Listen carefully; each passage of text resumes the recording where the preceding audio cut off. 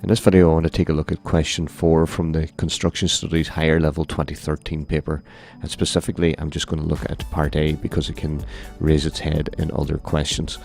What I have here is the full question in its entirety here, but I really only am interested in part A. It's proposed to use a wood burning stove combined with a solar panel to collect provide central heating and hot water to a two-storey house. It says using notes and single line diagrams show typical design layout for the heating system and the heating zones on each floor, and include 3 radiators on each floor, and indicate the location of the control valves and a typical size of pipe details.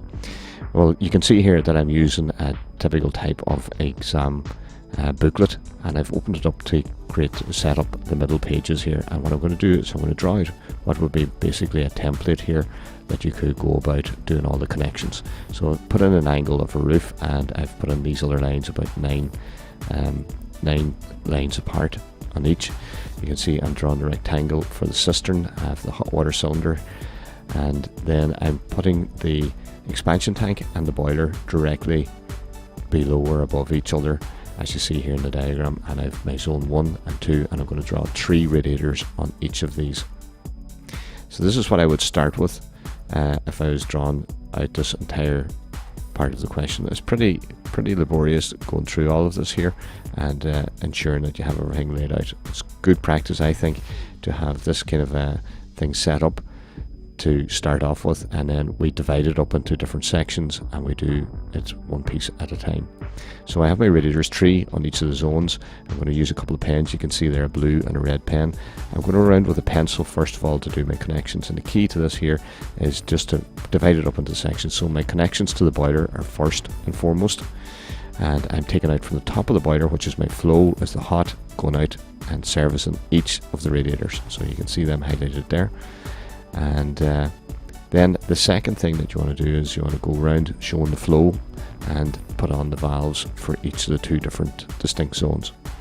The next thing I'm going to do in here is I'm putting in the return, which is the blue line here now, which is the other side of the radiator, so it comes back to the boiler, gets heated up, and it moves around again. So that primary circuit there, if it's been heated up and moved around, and you can see where they cross over, the 2 pipes cross over each other. I've put a little bit of a curve on it to show that they go past each other, and that little bow tie type design there is our stop valves, and our pump is in with the triangle. On the boiler I have a thermostat and a timer shown in here, and a pressure release valve as well too at the top of that. Now we can move on from that there. That's one section of it. The cistern supplies water. Any water that's lost, which would be very little in that circuit, has to come down to the bottom of the boiler from the cistern in the attic. You can see there's water supply into that, and then I have, if it gets too hot in the boiler, it needs a method of expansion. You can see the red line is going up and it expands out over that cistern, or the expansion tank in the attic, which is only a 45 litre. Put in your ball valve, put in your overflow as well, and I haven't labelled anything here yet. All I'm doing here now is I've drawn a thermostat in each of the 2 zones, and I've drawn the connections back to it, which give a signal to a controller, and the controller goes to the boiler and it switches on and off the boiler as it is deemed warm enough in each of the rooms, or whatever it's set to. And you can see there's a coil as well too, which is going from the boiler into the cylinder, which doesn't mix with the water in the cylinder. You can see the hot going again to the top and the blue going to the bottom, so it's just a loop, and the arrows are shown in that. Then the hot water takeoff comes from the top of the cylinder, so the water that's in the cylinder has been heated up by that there primary circuit. It's actually drawn off. If it's too hot, it goes and expands over the tank, and you can see these connections come from this as the cistern, the main cistern, the ball valve, just as the expansion tank would have. Your feed goes into it. You have all your supplies in for the different things like your electric showers, wash-on basins, and so on. And you can see the water feeds into the bottom of the cylinder. As the water is taken off, as it's hot, it's replenished by that tank. I'm drawing a solar panel on the left here now, and I want to draw my connections to that. So I have a loop again, a system, the flow and a return from the hot from the top of the solar panel heading into a coil. So it's a twin coil. It's in the hot water cylinder, and the cold is coming back into the bottom of the solar panel. And again, I have valves, and I have my pump on the cold return. And you can see there that little oval shaped thing that I've after drawn is an expansion vessel, because the system is a closed system and it keeps it allows for it to expand and contract.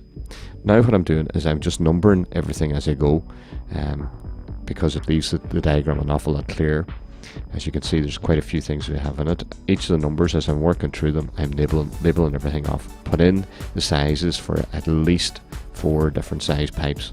So I have the 15mm rising main, 230 litre cylinder or cistern, 45 litre cistern, which is the expansion tank, a 22mm feed to the wash hand basins and bath, etc. from that 230 litre cistern. I have my electric shower feeds. I have the twin coil hot water cylinder. I have my cold water feed to the boiler and stove, and my primary feed to the hot water cylinder as well, and primary return. Expansion pipe, as we're going through all of these things here, everything is listed in this here. I'm sure you're capable of reading as the next person is.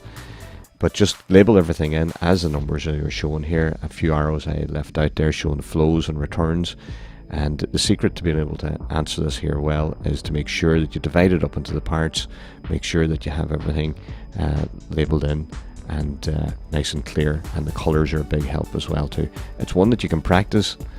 Always label each pipe and rad, etc.